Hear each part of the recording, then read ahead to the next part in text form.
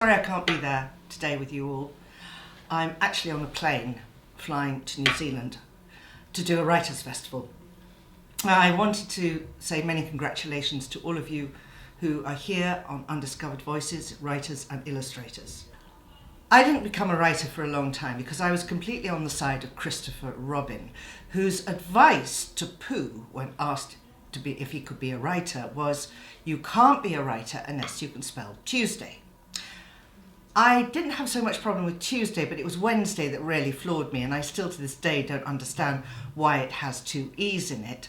So you can probably guess by this that I can't spell my way out of a paper bag. The possibility of me studying English at university would have been a joke to my teachers. In fact, I can almost see them falling over one by one with laughter. So I went into theatre. I was very fortunate. I worked in it for 15 years, first as a set designer and then as a costume designer. And I was able to witness story in its being born, in a way, in the way it was being formed.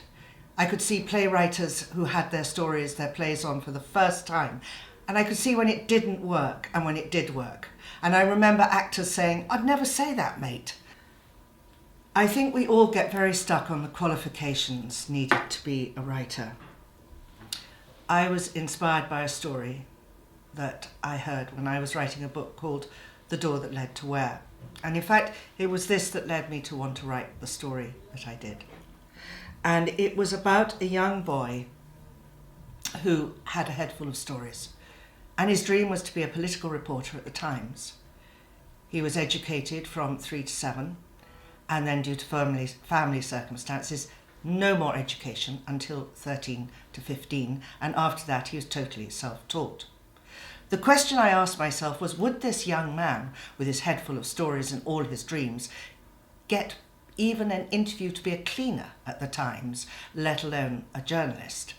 And I thought probably not, which would be a true tragedy for English literature, for he's up there with Shakespeare. He's one of the greats. His name is Charles Dickens. And I was thinking, where would he be found today? Where would we find the next Mr. Dickens? And maybe Undiscovered Voices is one of the areas that he might pop up in. He was also a great lover of theatre. He had a true understanding of the beat of a story, how not to give everything away, how less is more. I can see that Mr. Dickens knew all about keeping his audience hanging on a thread. Your story is the marionette. Your audience are the threads that keep it dancing. If you lose your audience, your puppet falls to the ground and nothing will make it work again. Every time I start a novel, I am a fell walker with a rucksack of emergency chocolate bars, a wonky phone and a compass that doesn't work. I also happen to be wearing the wrong shoes because as I'm a fell walker, I'm determined I will be back home by time tea.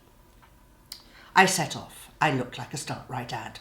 I go well. I walk through fields, meadows, down a stream, and I'm thinking to myself, oh, this is a doddle. I'm going to be home in time for tea. And then I see it, the mountain. And I know the only way to get my novel is to go all the way to the very, very top of that mountain in the wrong shoes, with not enough chocolate bars, a wonky phone and a broken compass. By the time I've made it to the top, I think I have managed it. It's done. And then I look up, only to see another mountain. And this one is strewn with abandoned manuscripts, abandoned compasses, and abandoned mobile phones.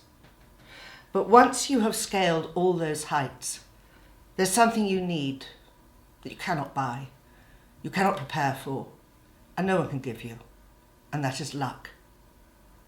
As T.S. Eliot says, for us, there is only the trying. The rest is not our business.